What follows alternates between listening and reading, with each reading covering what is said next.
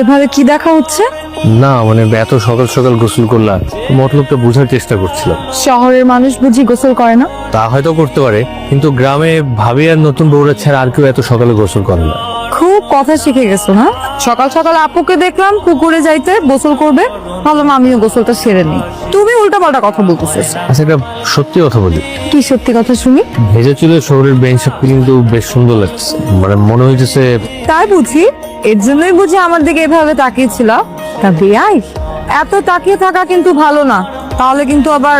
তাহলে কিন্তু কি, আমার তো এখন শহরের বেঞ্চ সাহেবের ভেজে চুলের দিকে তাকায় থাকতে ইচ্ছা করতেছে। আমি যদি তাকায় থাকি, এতে কি বেঞ্চ সাহেব মাইন্ড করবে? ফাজিল আছো কিন্তু। এত কথা না বলে যাও তো এখান থেকে। আমার তো যেতে ইচ্ছে করছে না। আমার ইচ্ছে হচ্ছে সারাদিন এখানে দাঁড়িয়ে দাঁড়িয়ে সুন্দরী বেঞ্চ সাহেবের ভেজে চুল দেখি। এত ইচ্ছা হওয়া কিন্তু ভালো না বেয়াই। আমার মনে হয় তোমার দেখার বাইরে আর কিছু করার সাহস নেই। তার মানে কি আমার সাহসের অভাব? তাহলে তো বেঞ্চ সাহেবকে একটু আমার সাহস দেখাতেই হয়। দুলা ভাই, ভিতর ডিম একটা। আমার কাছে মনে হইতেছে আমি স্বপ্ন দেখতেছি। এত খুশি হওয়ার কিছু হয় নাই। বাড়িতে সবাই ব্যস্ত, আপু বললো যে যা একটু খাবারটা দিয়ে, তাই আমি নিয়ে আসছি। খাইতে মন না চাইলে দিয়ে দাও, আমি ফেরত নিয়ে যাই। এইটা মন চাবে না কেন? সুন্দরী বেঞ্চ সাহেবের মতলবটা বুঝতে পারতেছি না। ঢাকা থেকে এসে আবার কারো প্রেমে টেমে পড়ে গেল নাকি? প্রেমে পড়লে অবশ্য বলে দিতে পারে, আমাদের আবার না করার অভ্যেসটা একটু কম। আমি কারো প্রেমে কেন পড়তে যাবো এখানে এসে? আর যদি আমি প্রেমে পড়িও, আমি তো কোনো বান্দরের প্রেমে পড়বো না, তাই না? এখন এত কথা না বলে চুপচাপ খেয়ে নাও। খাইতে পারি, কিন্তু একটা শর্ত আছে। আবার কি শর্ত? যদি সুন্দরী বেঞ্চ সাহেব আমার হাতে একটু খায়, তাহলে খাইতে পারি। ঠিক আছে, খাইলাম। চাচা, এই হচ্ছে সাজাদ ভাই। ভাই সাজাদ ভাই, ও সাজাদ ভাই, এই জন্য আপনার বাসা খুঁজতেছিল, তাই নিয়ে আসলাম আমি। আচ্ছা, থ্যাংক ইউ বাবা। আসসালামু আলাইকুম। তোমরা আসছো, আমার তো বিশ্বাসই হচ্ছে না।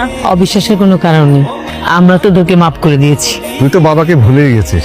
না বাবা, তোমাদেরকে আমি ভুলে যাইনি। তোমাদেরকে আমার খুব মনে পড়তো, কিন্তু কখনো ভয়ে তোমাদের সামনে গিয়ে আমি দাঁড়াতে পারিনি। যদি না মেনে নাও, তোমাদেরকে দেখে যে আজকে আমি কত খুশি হয়েছি আমি বুঝাতে পারবো না।